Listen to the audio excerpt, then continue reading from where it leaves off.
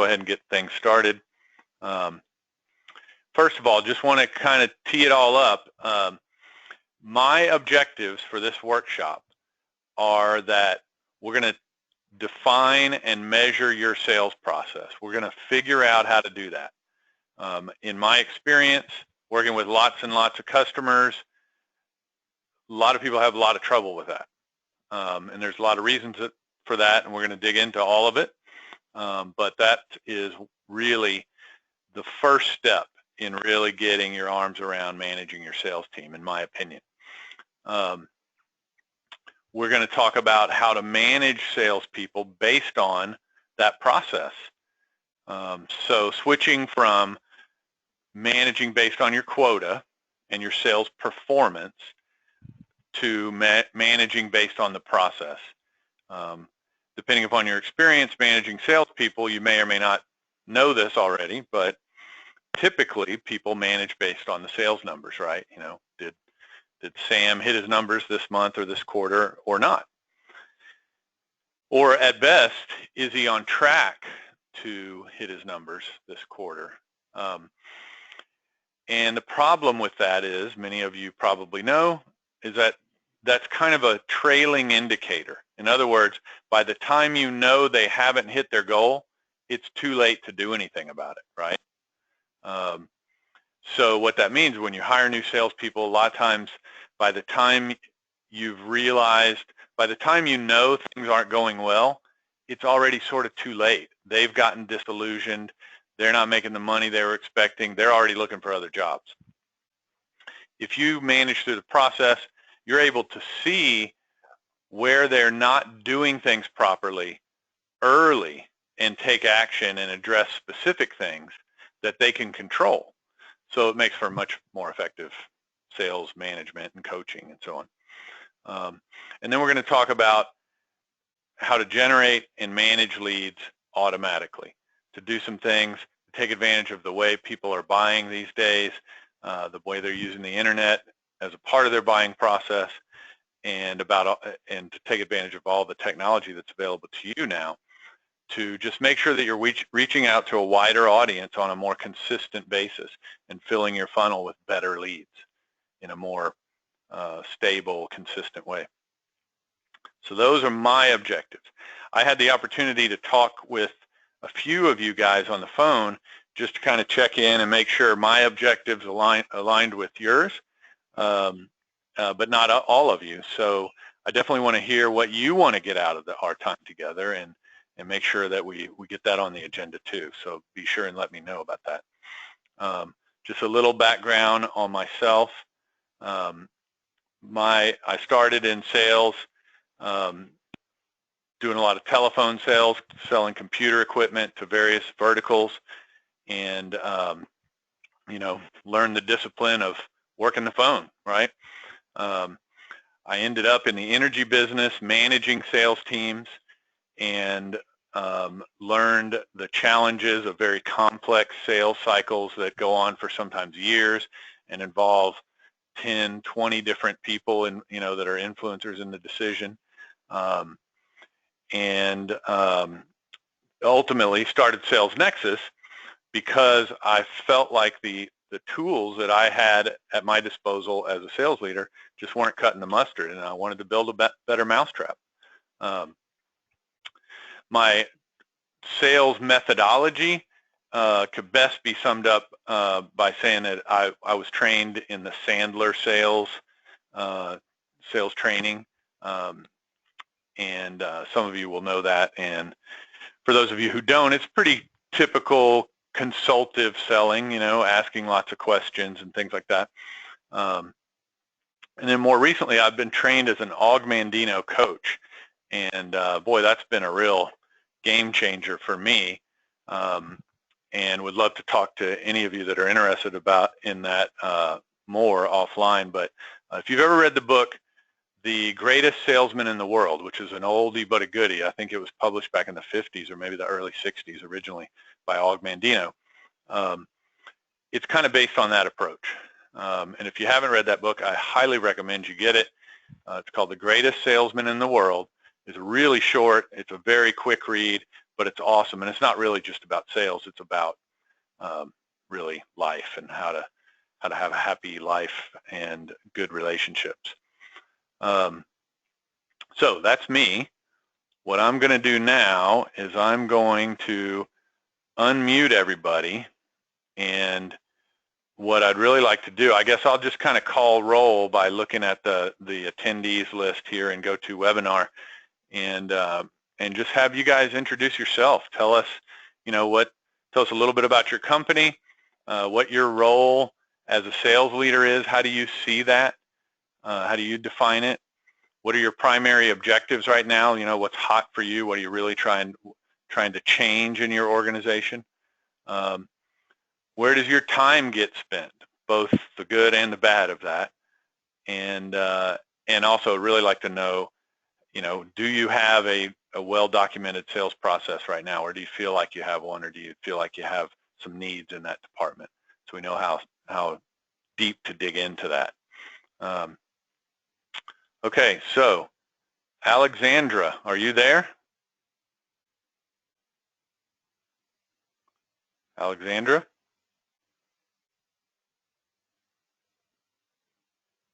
No?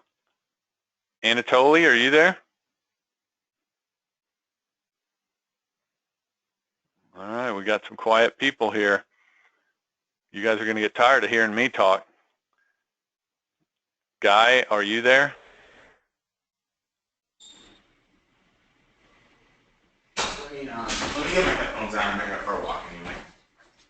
Guy, are you there? This is what I do. There's actually that sales training that Neil recommended for us. Guy, can you hear me?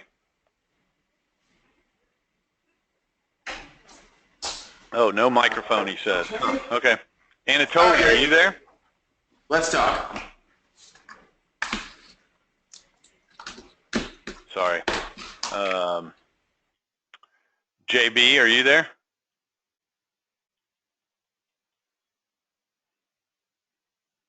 No? All right. Let's see. How about Lynn? Yes. Hey, all right. Can you hear me? Yeah. Good to hear from you. Well, go ahead. Okay. Introduce yourself. Okay. My name is Lynn Campbell, and I will confess I'm not the sales leader of our company. I owned my own company up until 4 months ago, and ran that for the last 13 years, did a little bit of sales, but not a whole lot for it, and so now I'm with a company that I'm 100% sales. So it's kind of a different angle as far as I know what I expected or wanted out of salespeople to work for me. But I'm just trying to learn as much as I can learn about doing sales full time. My primary objectives are just to become a better sales rep. I want to be the top rep of the company. I'm very competitive, and I always want to be number one. I spend a lot of time emailing, calling, working LinkedIn, prospecting. I still get caught up and spend a lot of time with current clients because I brought all my clients with me when I went to this other company. And yes, we use Salesforce for our CRM, and I couldn't live without that. Yeah, well, that's great. Thank you. And just because you're more on the front lines, and this will help everyone else sort of have a better perspective on what it's like to be on the front lines. Do you guys have a sales process that's pretty well defined from your perspective? We are in different verticals. The reps for the company are in different verticals. And so my vertical is I have way more activity because the things that I'm closing aren't as big a business. So yes, there is a sales process as such. I mean, it's pretty much, I don't know, I guess I'd say I don't know. I guess I'd say more or less I just kind of develop what I need, for my vertical. Right. So they kind of leave it up to you. Yeah. For your business, Yes. or your part of the business. Right. Okay. So, so that's pretty common, I think. And so your perspective on that, would you have preferred when you showed up that they said, look, here's how we go after these companies, follow these steps? Absolutely. Yep. Absolutely. Sure. Good. That's the right answer. I think, honestly, well, and you may appreciate this, having been a business owner, I think a lot of business owners and sales leaders assume that salespeople don't want to be told what to do, and they just really resist it from the get-go. Yeah, I actually asked when I first went in, hey, put me through your sales training, and they were like, well, we really don't have one. Yeah, yeah. So it's like, okay, I've got a lot of work to do on my own. Right. Yeah. Yeah. Good. Well, thank you. And let's see. Let's see if we missed anybody. I see a couple of questions. Looks like we have some people that just have microphone trouble and so can't talk to us. So again, for those of you who joined a little bit late, if you have questions or comments, I want to hear all of that for sure. I definitely intend for this to be a two-way dialogue. Us as all of us having some experience to bring to the table. I'd really like for us all to share our stories, our challenges, and work together to help each other take it to the next level. And I probably should go ahead and mention that, this is the first time that we've offered this particular course. And as you know from when you signed up, the plan is that we'll do it again. We'll have another session in 2 weeks from right now, and then another one 2 weeks after that. So we're going to get together every 2 weeks, 3 times total. And those 3 objectives that I went over earlier, let's see if I can go back and show you, bring those up again. Here we go. We'll kind of, we'll focus on sales process today. Then in 2 weeks, we'll really get into how to really measure and manage based on that process. And then the last session, we'll really get into lead generation and lead management and sort of fitting that into your process. So that's my intent. Like I said, this is the first time we've ever done this. So it's an experiment.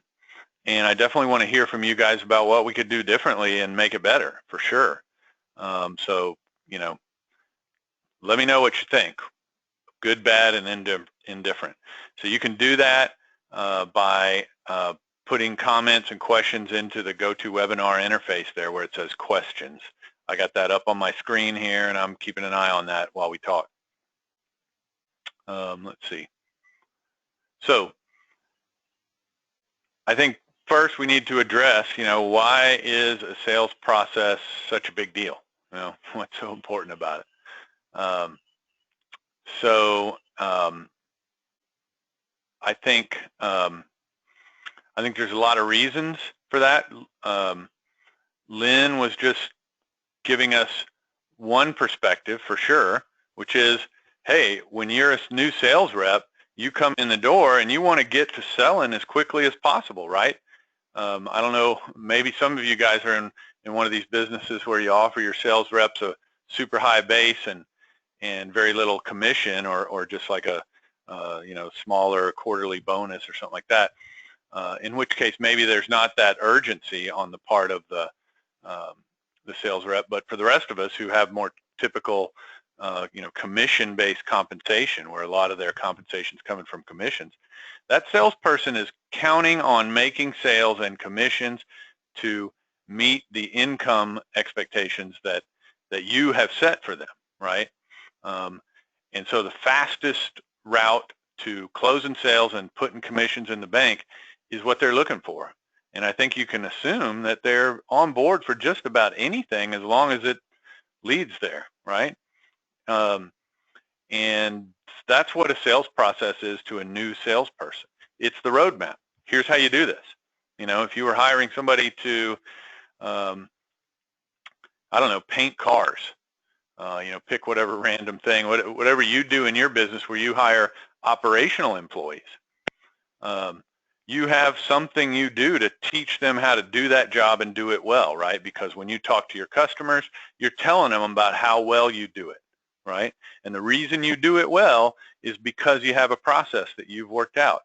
Maybe it's taken years and years to develop, but there's a process there, right? And that's what you use to train people. It's the same for salespeople. They need that. You cannot assume that just because they're a salesperson and just because they're getting paid on commission and therefore should have this extra level of motivation, that they're going to figure it all out on their own. That's not the way it's going to work most of the time. And if you have experienced problems with hiring salespeople that don't work out and, you know, having a lot of turnover in your sales team, that's probably why, or at least it's a big part of it in my experience. So let's kind of get into some of the particulars there. To me,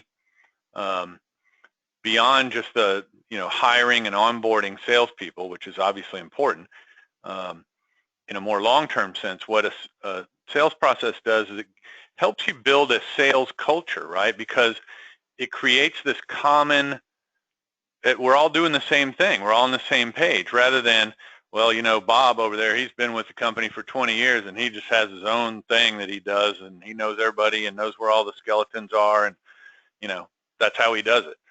But we can't do it like him because he's been in it so long, right? So now there's these two different, at least two, maybe more than two, you know, groups within your sales team, and they're not really helping each other. What we want to do is we want to go to Bob, who's the top producer for the last 10 years or whatever, and figure out how he does that. What are the steps he goes through? And let's teach everybody else to do that, right? So we create this common process and a common language to talk about it, you know, so that we can learn from each other. It's hard to talk about anything if you don't have the words to use to share your ideas about it, right? In your business, sales is not so generic that I can talk about selling in your business the same way I talk about selling in my business. It doesn't work that way, right? We have unique challenges. You have unique challenges. And it's the words you use about those little unique things that really are the difference makers. So that's a big part of why the process is important. It gives you common goals, right? Like, so if you're measuring things in a consistent way across all your salespeople, whatever that might be, how many networking events did you go to this week? How many new leads did you generate on the phone this week, or, you know, whatever. And everybody has similar goals, or maybe they have different number goals, but based on the same things, the same activities, the same objectives. Then now they can kind of compete with each other, and it creates this culture of winning and achieving, you know, because that's one thing for sure. A good salesperson will be competitive. And so if he sees that Bob and Sally consistently book, you know, 10 meetings every week, and he's only booking 5, well, he knows that's a problem, right? And he's going to work to get his 10 or more than 10. And then it gives you a way to recognize them as well, right? Just the same thing, you know. Now I can go down the hall and say to Sally, hey, great job. You got 10 meetings booked this week, and our goal is only 8. You exceeded the goal. Way to go, right? I don't have to wait for her to close big deals to reward her. I can recognize her working the process. It gives me more opportunities to motivate and encourage the salespeople. We talked a minute ago about measurement, about how it allows you to measure the process and not the sales. Again, it's a difference between, it's like if you're building a house, right?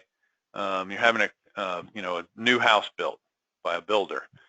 You're not just going to write your check and walk away and wait for them to call you up and go, hey, Mr. Customer, your house is ready. You can move in tomorrow, right? You're going to keep tabs on how things are going. You're going to drive by that house and see it at the framing stage, and when they're putting in the sheetrock and they're putting in the plumbing and the electrical, when they start doing the floors and all that. You're going to manage the process of building a home. It's the same thing with sales. It allows you to see that Sally didn't book a lot of meetings for the last 2 weeks, and so she's probably not going to have as many proposals going out the door later this month, right? Well, let's get with Sally and talk about the booking of the meetings rather than waiting till the end of next month when she doesn't hit her sales numbers and going, Sally, I might have to fire you, right? It's way better to coach her on booking more meetings than, hey, what's wrong with your sales numbers? It's too broad. There's nothing you can do to change it or fix it. You want to measure where leads are coming from, right? Because especially in the internet age, if you're doing any kind of online, digital marketing, generating leads that way, but even in more traditional ways of marketing, trade shows, whatever. Back when I was in the energy business, we did a bunch of trade shows all year long, spent a ton of money on it, money and time. Probably the time was more expensive than the money. But, hundreds of thousands of dollars and, countless hours. And could I tell you at the end of the year, in fact, I was asked by the marketing department, and the CEO when it's time to start booking the next meeting, or I'm sorry, the next year's trade shows. Okay, well, which ones were most productive for us, Craig? You know what? I really didn't know. I could guess at it, right? I had my own gut feeling for it, and probably I was right at least 50% of the time, but it was not scientific by any stretch of the imagination. And like I said before, so there was, for sure, when we finally implemented a CRM and got some process in place and started measuring things like that, we found that a couple of the shows that were the biggest and most expensive and most time-consuming that we went to were the least productive in terms of actually closing deals. In the digital age now, again, if you're using your website to generate leads, man, you know what I'm talking about. There's no way to have any kind of gut feel for it. You have to measure it. How many leads came from, I don't know, how many leads came from downloading the white paper versus requesting a quote? That's important information to know, because it's a lot of times it's very counterintuitive. You can't assume that, logic is what, you can't use your logical brain, because in my experience, it's very counterintuitive. You're spending money, if you're not doing this, you're spending money on marketing and advertising that is a waste. I can promise you that. You will be surprised once you get this kind of measurement in place. And then lastly, just measuring how many calls are getting made, how many leads are getting qualified, how many proposals are going out, how many meetings are we have, that kind of stuff. If nothing else, it gives the salespeople a way to manage themselves, which is pretty important. Again, rather than sitting around all day worrying about, am I going to hit my quota, and being under that kind of stress all the time, they can go home at the end of the day and say, hey, you know what? I qualified 10 leads today. I booked 5 meetings today. Whatever. They're focused on the process. instead of the sales numbers, and the process should lead to the sales results. So anybody have any comments about that or questions, or anybody want to share anything about their process or how it's measured or made a difference?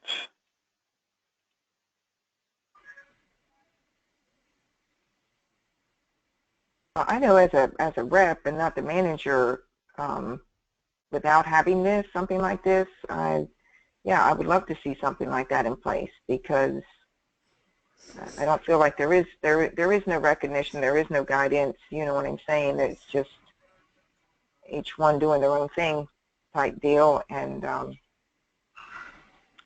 like to see a comparison. Yeah, and probably part of it is, as a rep, when there is none of that kind of measurement or feedback or recognition, you don't know if you're doing the right thing or not, right? Mm-hmm. Yeah. You're sitting there going, man, I hope this is working. Exactly. Well, so the other thing that is crucial is that both of these things that we just talked about, putting that process in place, creating that common sales culture, and the measurement, give you the ability to hold salespeople accountable.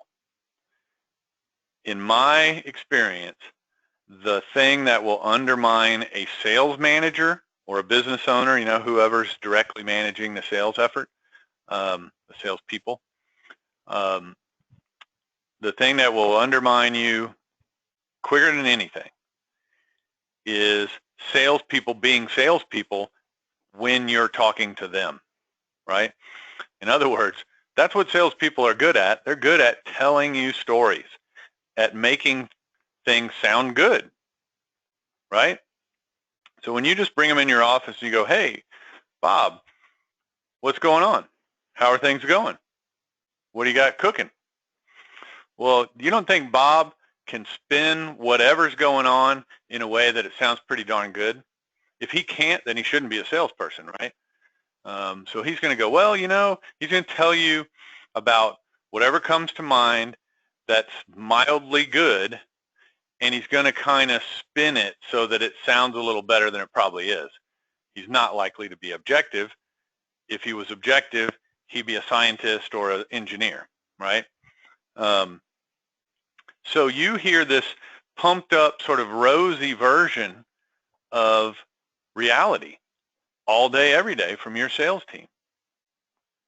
And I'm going to make the assumption that you're not here in this meeting with us today because your sales numbers are just out of the park every month, right? If you ask me, the most likely reason that they're not out of the park is because you're not holding the salespeople accountable to anything other than their numbers, if that, right? I mean, I've seen a lot of organizations where maybe there's quotas for the salespeople in terms of dollars, but there's really no penalty or consequence when they don't hit them.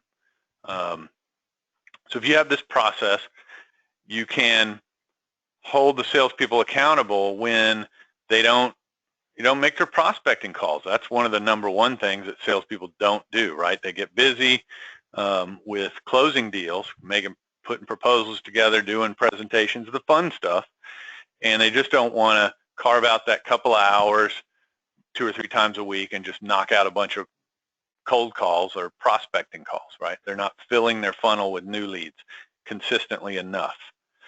And that's what leads to that up and down, sales performance that we see a lot.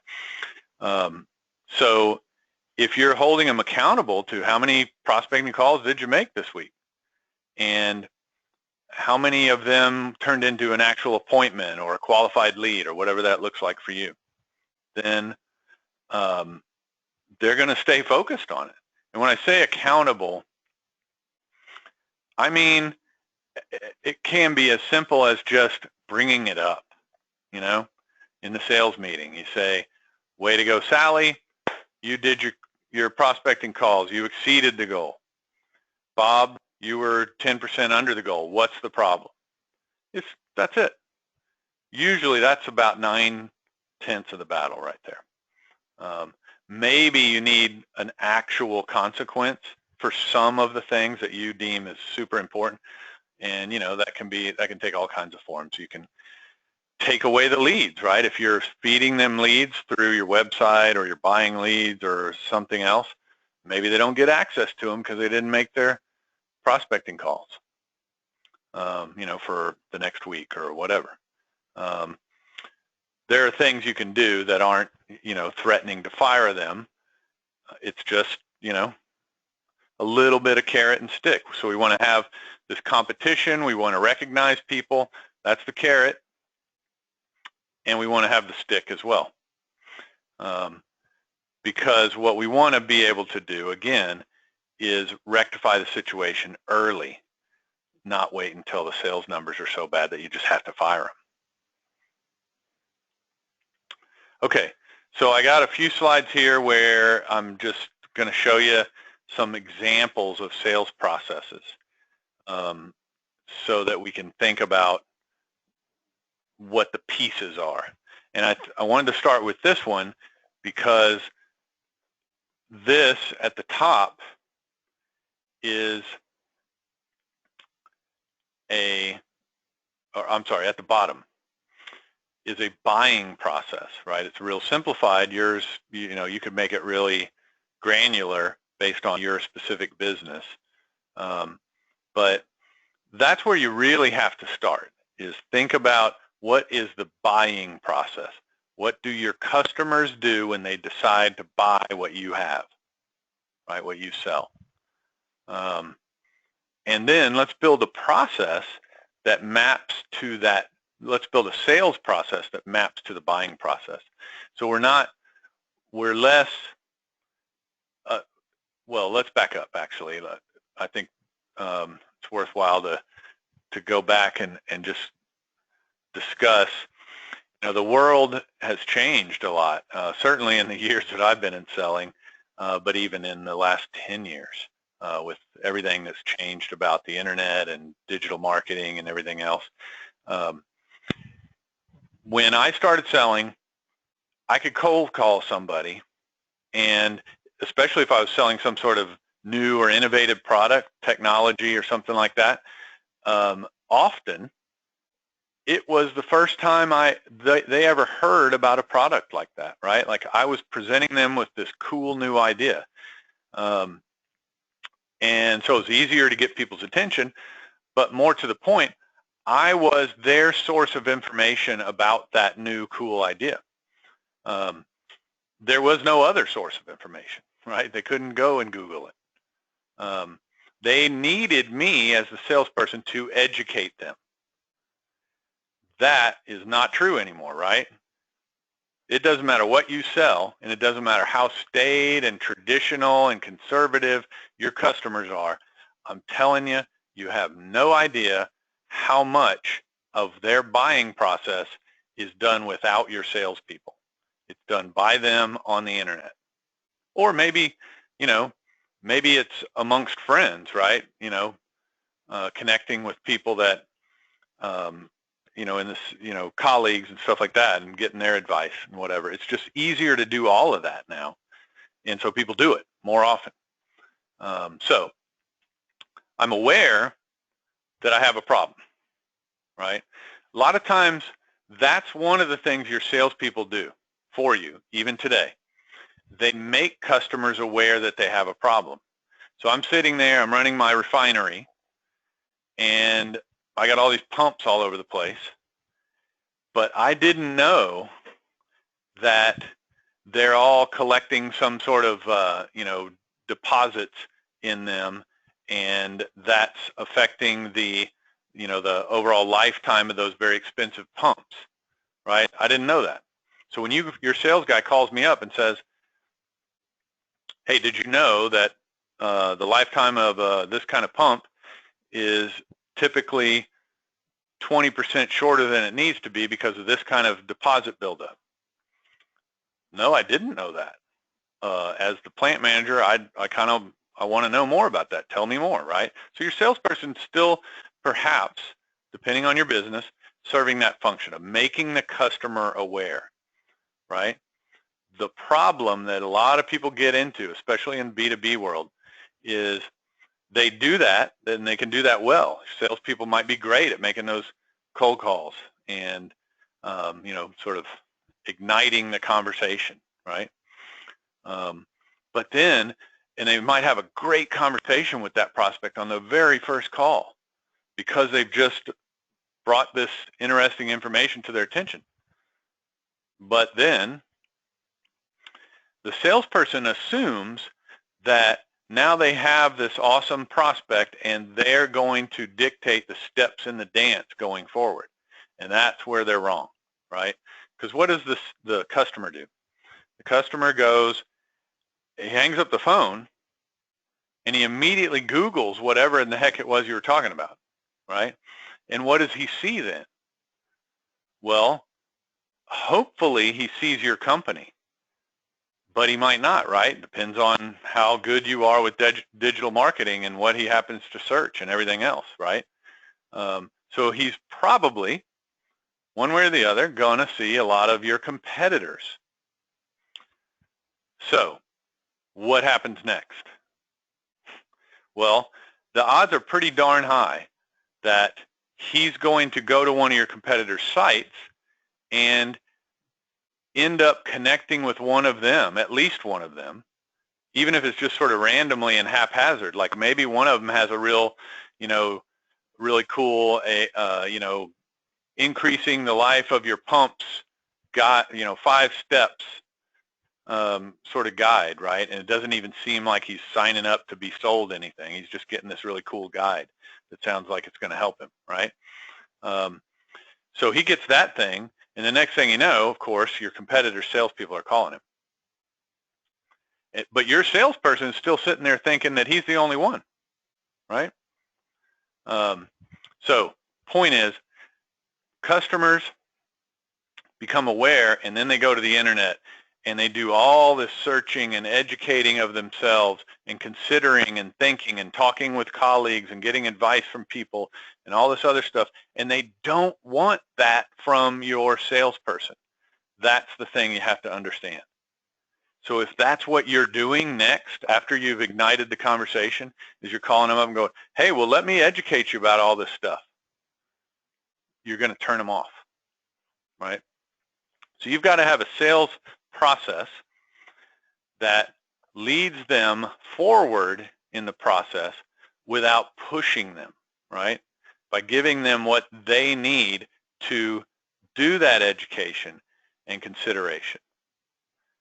So everybody's heard of content marketing. Hopefully everybody has a basic idea of what that's about. That's a really big piece of this. You want to have content pieces that aren't selling your brand or your company or your solution. They're more helping the customer understand, is this really a problem for me? If so, what's it costing me, or what are my risks? What will be better in my life once I fix it? And then after I've done that kind of evaluation, then what are my options? So that's when you can get into, vendor comparisons and things like that. So your salespeople need to have sort of these calls to action when they're calling back and following up with a lead that aren't, hey, let's do a demo. Let me put a proposal together for you. It's more, hey, last time we talked, we talked about the deposits in your pumps and all that. Have you thought some more about, like, how many pumps do you have? What do you think that's costing you? And the guy says, well, I don't really know, but I know it's a lot of money. Well, man, if you could say, well, I tell you what, I got this worksheet that will help you put a dollar figure on that, so you can go to management and let them know about this problem. Would you like to fill that out together, or could I send it to you, or whatever? That's the kind of thing that we need to have in our sales process. So then we're measuring how many of those worksheets did we get filled out? Or how many people downloaded the vendor comparison, after signing up on our website or whatever? Okay, so just some more examples here. This is great data right here, man. Wouldn't you like to have this? Wouldn't you like to be able to? This is kind of a, I think, a process related to somebody that was marketing through webinars and stuff, but it doesn't matter.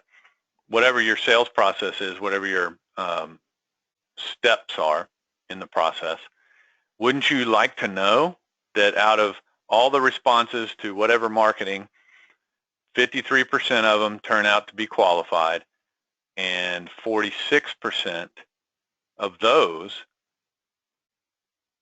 actually, become a sales accepted lead, and then the salespeople actually qualify 60% of those, right? But we're not closing any of those. But over here we have this different approach, different source of leads, let's say. And we have fewer that are qualified initially, but as we move deeper into the funnel, more are closing ultimately, and more are accepted by salespeople and so on. Just having that kind of data, wow, I can go over here and go, well, let's stop spending that money and start and turn up the budget over here, right? I can also look at my salespeople individually and go, well, on average, we qualify 75% of them at this stage, but Sally over here is qualifying 100% of them. What is she doing differently? Maybe she's misqualifying them, right? Here's a little different way to look at it. This is more of a website kind of a thing. People come into the website, filling out a form,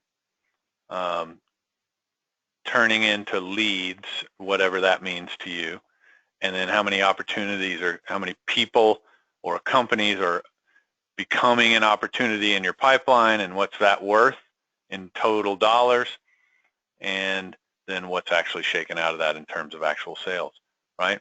If you had these kind of numbers, what could you do? A lot of stuff, right? All the things that we've talked about, right? So that's what we're shooting for. That's what we want to get. Okay, so I know that I'm gonna try again. Anybody have any comments or questions about this at this point? Who can run a report like that today? Anybody?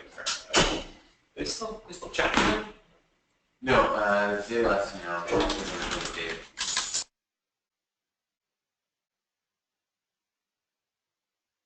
No? So I'm glad you're here. That's what we're going to try and figure out how to do. We have limited time. In fact, we're already coming to the top of the hour here. But what I want you to do as a next step, whether you're doing this now or you're doing it, not doing it at all, or something in between. You're doing it, but you feel like it needs improvement, whatever. I want you to write down what are the steps in your process, the things that you have to do every single time. Just write it down. Shouldn't take you a long time. If it's taking you a long time, then you're doing something wrong, right? Just what are the steps? There's no right answer. There's no wrong answer. It's just what are the steps that you know about today. Let's not worry about if it could be better, if you're going to try and develop it or improve it or whatever. That's phase 2. Phase 1 is let's just write down what it is today. I want you all to write that down, and then next to each thing, each step in the process, how are you measuring it, or how can you measure it if you're not measuring it today? And what I really want you to do is do that and email it to me over the next couple of weeks before our next session, right? The sooner you email it to me, the better, because I'll give you some feedback on it. We can jump on the phone and talk about it one-on-one, or I can just reply to your email and ask questions, make some suggestions, things like that. So that next time we get together, we're all at a point where we kind of have a picture in our mind, at least, of what is the process and how are we going to measure it. And then we can focus our time on what do we do with those measurements now? How do we create a framework for managing the salespeople and recognizing them and holding them accountable? So here's a few things to think about. For sure, you want to be tracking how many leads are coming in, right? So that's really not managing salespeople per se, or it could be, I guess, depending upon how you do things. If you're just a pure, if the salespeople are responsible for generating their own opportunities, from soup to nuts, networking and getting referrals and making cold calls and all that, well, then it is about managing salespeople. How many leads are they getting every week? How many new leads? And where are they coming from, right? Because salespeople need help with that. I've seen a lot of salespeople that like to spend tons of time at networking events, or sort of the B&I type group or whatever, your little referral roundtable kind of group, because it can be fun, and you make friends, and you kind of got a little club there that you go to, and it's kind of cool, right? But it may not be all that productive, right? They need to see that in numbers, So how many leads are coming in from the different sources that are common in your business, whatever it is, trade shows, website. If you're doing a lot of digital marketing, it's not just website, it's the 3 or 4 or 5 different calls to action that you have on your website, measuring each of those differently or separately. And then how many of those are qualified?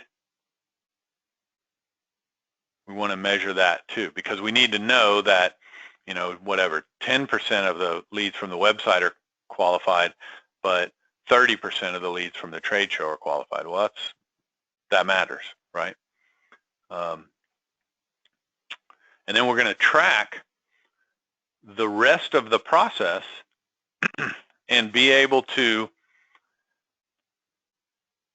analyze each step based on the source of leads. So I want to see how many proposals I sent out last month to leads that came through my website or leads from the trade show, and see the percentages there, the difference, and how many of those close, of course, right?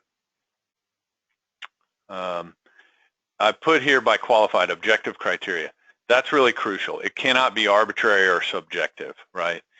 You have to define some metrics so the salesperson doesn't have any wiggle room, because I'm going to call a lead qualified that you won't call qualified, or vice versa.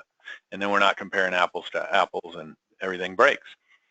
So it's got to be, like in my business, you have to have a certain number of users that are going to sign up to the system, a minimum, and you have to have a budget, and you have to be in a decision-making position, right? And a few other things, right? What's the acronym that a lot of people use? BANT. Budget, authority, need, and timeliness, I believe is the T. Meaning, I got the budget, I'm in charge, I can make the decision and spend the money. There's a need, my business can use what you sell. And there's a reason that I'm going to do something about it in the near term. It's not something that I'm going to go, okay, well, thanks for all your effort in the proposal, and we're going to put it in our budget for next fiscal year.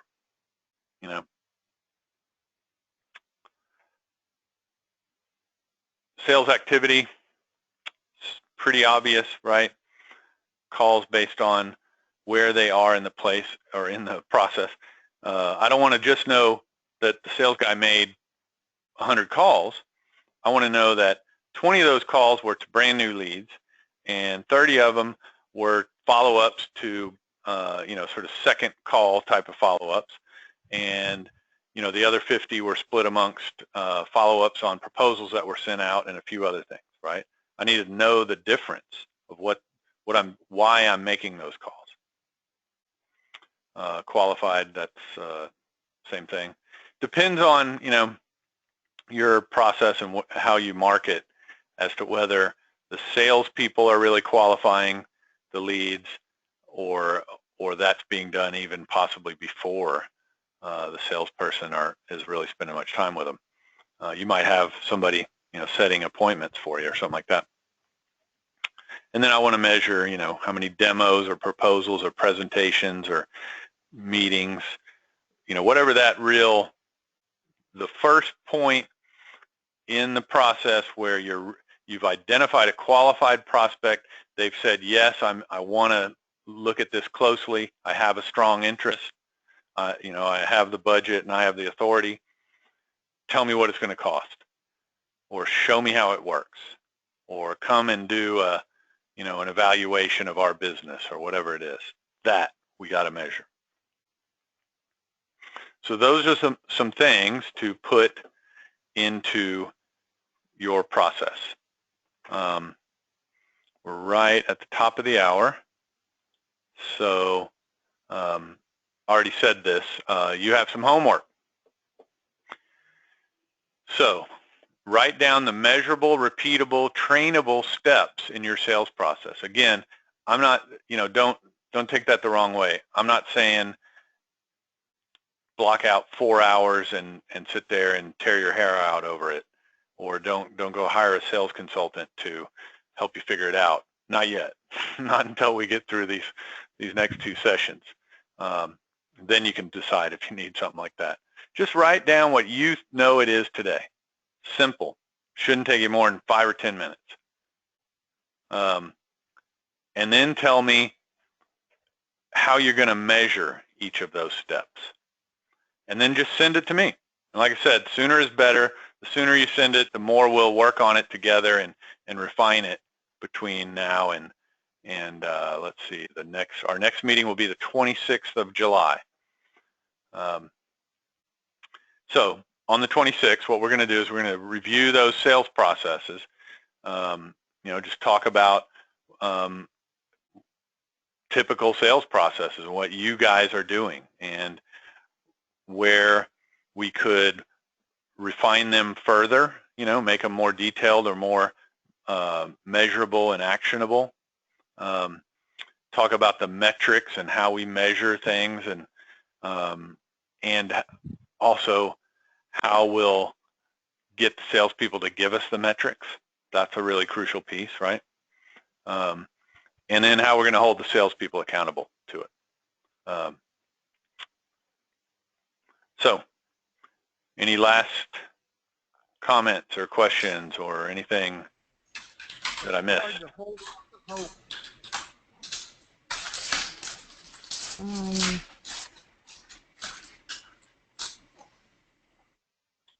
Was the email in the notification for what email are we sending these to? Oh, yeah, sorry. That's a great question. I'll send everybody a follow-up email with, I'm going to send you links to the slides and all that, and you can just reply to that email. Okay. Yeah, thank you. Forgot about that. Anybody else? Any other questions?